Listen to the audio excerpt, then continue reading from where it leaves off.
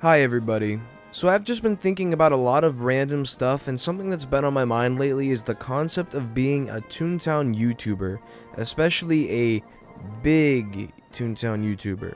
Now this video is pretty inspired from my good old friend Mega Snoop's video, My Initial Goals, and I'll link that video in the description if you'd like to go check that out.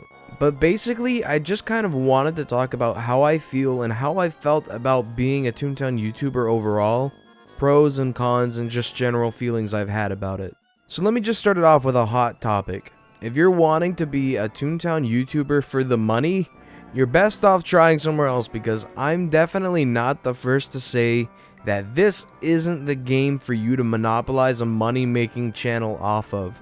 If I'm being totally honest with you guys, I've not made nearly enough to ever even consider being able to support myself in any way on this channel whatsoever, and that's completely fine. I just enjoy making Toontown content that I honestly find fun, and content that I hope other people find fun too. So now here's the other thing that I feel is the biggest change once you get to where I am in terms of a Toontown channel.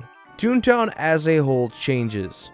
You make this shift into seeing what you can pick apart or imagine up or create about the game and turn into content, and you spend all the time you spend on the game either recording or gathering ideas or streaming the game, and more or less the game is extremely burned out. I can't speak for everyone on this, but I don't think since I've started finding success on this YouTube channel that I've really spent much time at all playing Toontown recreationally. It's almost always become either recording or streaming the game at this point, due to the time it takes to actually make videos and commitments in everyday life, or just the fact that I spend so much time with the game nowadays that if I want to do something recreationally, I tend to play something else entirely or do something other than gaming entirely. But that's not actually the only thing that changes within the game. You see, for the last about literally 13 or so years, I've been Loopy Goopy Google Nerd on Toontown Online, and on Toontown Rewritten, and on pretty much every other Toontown server that I've played on, released to date. Now, about 95% of that time, over 95% of those 13 years most likely, I played on Loopy just for fun. Tasking through the playgrounds and fighting the bosses and messing around with friends on the game for years and years and years. But once this channel hits its stride, Loopy Goopy Google Nerd now becomes more or less a tune that has people whispering or running up to me or following me, and that's not a bad thing, because I wouldn't want anyone to feel like they're annoying me, because if I'm on Loopy, I'm fully expecting it, and I don't want people to have to suppress themselves. So if you see me and you want to say hi, you do it, fam. You do it. The point is, back in 2004, 2005, 2006, all the way up to even 2015, I was just Loopy Goopy Google Nerd, the weird cat with a big head that played Toontown for fun amongst all the people. Now that tune isn't something that you can just play in anonymity anymore. You have to expect and deal with probably some form of recognition usually. And then of course is messaging, tweets, comments, Skype messages, Discord PMs, emails, all kinds of stuff. When you get a little known all of a sudden, there appears to be a lot more interaction that you would want to deal with every day. There's plenty of people across literally all of these platforms that I respond to or chat with almost daily, and it's especially hard for people who you probably weren't able to get to or respond to, and in turn say that you're ignoring them, or that they say that they're feeling like you're ignoring them, and that's just kind of another thing to lump in there if you're expecting to be almost sort of like a YouTuber in general, not just a Toontown YouTuber. Another thing is content. I'll be honest in saying that I'm not consistent at all at getting content out there, especially things like mysteries, because they're literally so hard to create, and concept and research, and honestly, I don't know what else there is left to look into that I really haven't covered without becoming more or less theoretical, which is kind of a dropping point for a lot of shows like the Toontown Mysteries series, where you run out of enough real new material and start delving into thoughts or just myths or rumors rather than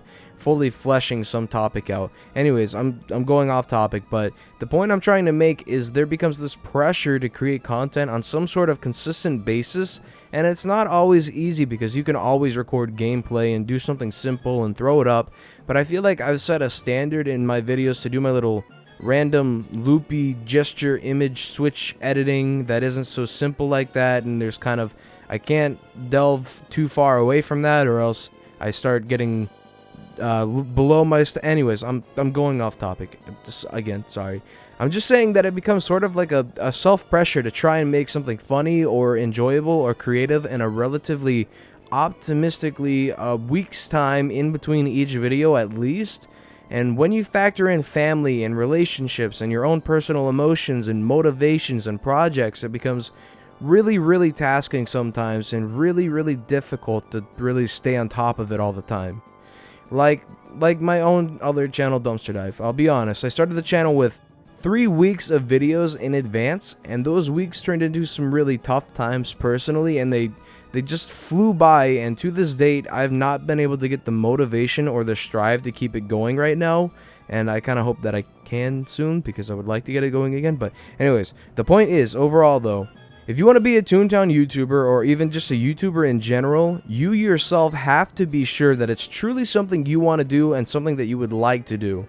And let me just restate that if you're in it for the money, then you're going to be going about it all wrong, and you'll be severely burnt out shortly into the process. If you're aiming for those views or those ad clicks or that revenue, because more than likely, let's be real, it just won't happen for all of us. It's easy enough for me to say sitting at 6K subs, but realistically, even I don't make enough to ever even dream of supporting myself currently.